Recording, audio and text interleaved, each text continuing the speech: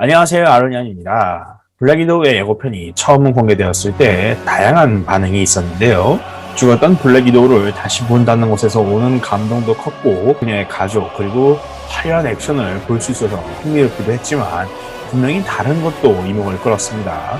바로 캡틴 소비에트, 캡틴 러시아, 레드 가디언의 등장이었죠. 2019년 헬보이에서 헬보이를 맡았던 데이빗 하버가 블랙 위도우에서 레드 가디언으로 MCU에 입성하게 되었습니다. 레드 가디언은 정말 농담이 아니라 말 그대로 작품 내외적으로 캡틴 러시아를 위해 만들어진 캐릭터인데요. 과연 그가 누구인지 간단하게 정리해봤습니다. 1대 레드 가디언 알렉세이 레베데프는 2차 세계대전에서 캡틴 아메리카와 같이 활약한 전쟁 영웅입니다. 이대는 알렉세이 쇼스타코프로 소련에게 명령받아서 KGB 요원이자 파일럿으로 훈련을 받았습니다. 그는 소련의 훌륭한 파일럿으로 전국적으로 유명했으며 유명한 발레리나 나타샤와 결혼하는 성공적인 삶을 살기도 했죠. 하지만 시간이 지나서 소련은 이제 아예 캡틴 소비에트가 필요하다는 판단을 내리게 됩니다. 소련은 알렉세이의 죽음을 실험 중인 로켓의 사고사로 위장해서 나타샤와 사람들을 속이고 그를 몰래 훈련시키기로 합니다. 알렉세이 쇼스타코프는 초능력을 갖고 있지도 않았고 강화 혈청을 맞지도 않았지만 유능한 신체 능력을 가져서 레드 가디언이 되었습니다. 남편의 죽음에 낙담한 나타샤는 KGB의 풀타임 요원이 되어서 남편의 유산을 이어가기로 다짐했는데요. 소련이 나타샤를 속인 것이 애초에 그녀를 스파이로 이용하고자 일종의 자극제로 사용한 것이 아니냐 하는 그런 추측이 있습니다. 훗날 나타샤는 처음부터 닌자 조직 핸드에게 훈련을 받았다는 설정을 갖게 되고 나중에 블랙 위도우 옵스 프로그램을 통해 레드룸에서 훈련받았다는 설정도 갖게 됩니다. 한편 나타샤는 결국 미국으로 망명해서 쉴드 요원이 되어 소련의 적이 되고 마는데요. 이와 달리 레드 가디언은 계속 소련에 충성하며 더 급진적이고 폭력적으로 변하게 됩니다. 중국이 집단 환각 비밀 무기인 사이코트론을 만들자 소련과 미국 모두 긴장하게 되는데요. 이 두 주권 대국도 사이코트론에는 마땅한 대응책이 없었기 때문입니다. 중국은 그래도 친밀한 소련에게 먼저 접근해서 잠수함을 주면 미국을 제거하겠다고 제안을 했는데요. 소련은 이를 검증하기 위해 고위 정교와 레드 가디언을 보냅니다. 그러나 이들 모르게 쉴드의 블랙 위도우가 현장에 잠입한 상황이었습니다. 블랙 위도우가 결국 발견되어 체포되자 당시 그녀의 연인이었던 어벤져스 멤버 호크아이와 다른 멤버 헤라클레스가 현장에 옵니다. 레드 가디언은 호크아이를 납치하고 그를 이용해 헤라클레스를 사이코트론으로 유인시키는데요. 호크아이가 나타샤 앞에서 자신의 정체를 밝히기도 했습니다. 사건이 커지자 캡틴 아메리카가 어벤져스를 이끌고 중국의 그 기지로 오게 되는데요. 레드 가디언은 기다렸다는 듯이 캡틴 아메리카와 싸우며 자신이 캡틴 소비에트임을 그의 라이벌임을 증명했습니다. 그러나 중국의 장군이 전투에 해방을 놓아 캡틴이 쓰러지면서 전투는 애매하게 끝나게 되고 레드 가디언은 폭주하며 그 장군을 공격하게 됩니다. 이 틈을 노려 블랙 위도우가 사이코트론을 파괴하고 기지는 폭발로 가득 차게 됩니다. 분노한 중국 장군이 나타샤를 죽이려 하자 레드 가디언이 대신 총알을 맞아서 그녀를 구하게 되죠. 그는 여전히 나타샤를 사랑하고 있었던 것입니다. 이제 중국 장군은 의식을 잃은 캡틴 아메리카를 데리고 나가는 헤라클레스를 보며 캡틴을 죽이려고 하는데요. 레드 가디언은 자신의 라이벌이 저런 허망한 죽음으로 끝나서는 안 된다는 생각에 장군을 막았고 그가 쓴 총이 오히려 다른 곳을 기지를 향하게 만들었습니다.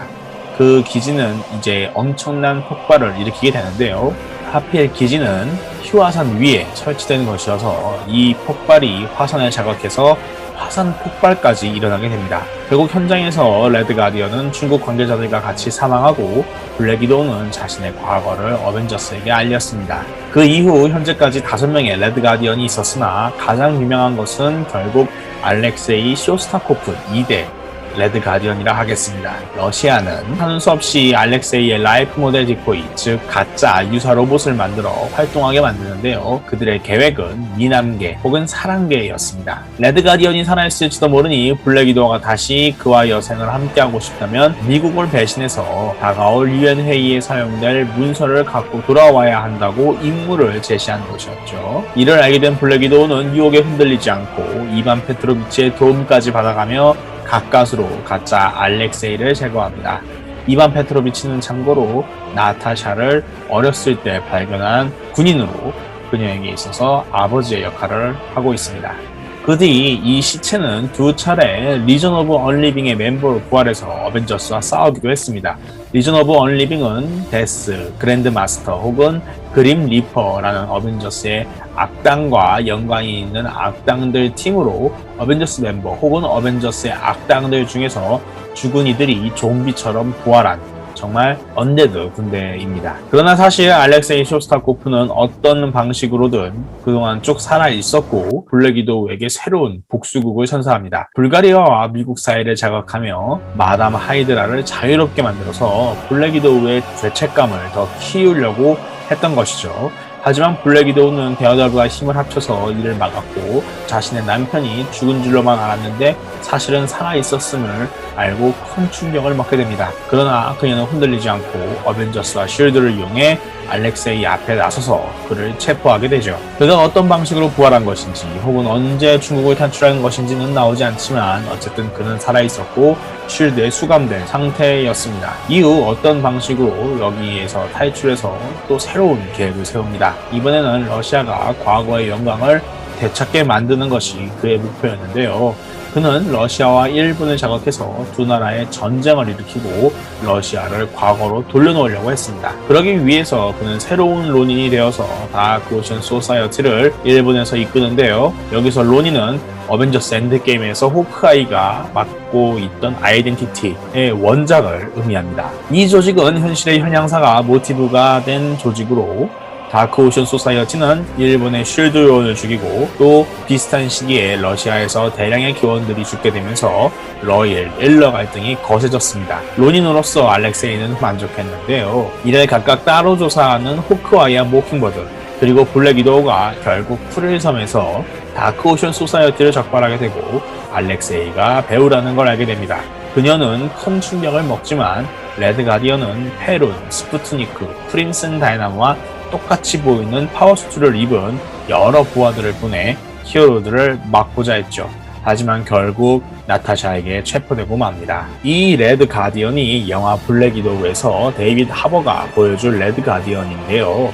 MCU에서도 원작처럼 캡틴 아메리카의 카운터로서 소련 혹은 러시아의 레드룸 요원으로 등장한다고 합니다. MCU에서 달라진 점은 나타샤와의 관계인데요. 원작에서 나타샤와 알렉세이는 부부였지만 영화에서는 아버지와 딸의 관계로 나온다고 합니다. 나타샤의 친부가 알렉세이라는 것이 아니라 나타샤가 만든 가족에서 알렉세이가 아버지의 역할을 하는 인물, 즉 파더 피규어라는 것이죠. 데이빗 하버는 자신의 캐릭터에 대해 비극적으로 또 희극적으로 많은 결이 있는 사람이라고 말하면서 많은 상처를 지닌 사람이라고 평했습니다. 많은 팬들은 벌써부터 그를 유쾌하고 통쾌한 그러면서도 화끈한 러시아판 캡틴 아메리카로 여기고 있는데요. 과연 잘 나올 것인지 이런 마이너한 캐릭터를 또 MCU가 얼마나 잘 살릴 것인지 기대가 됩니다.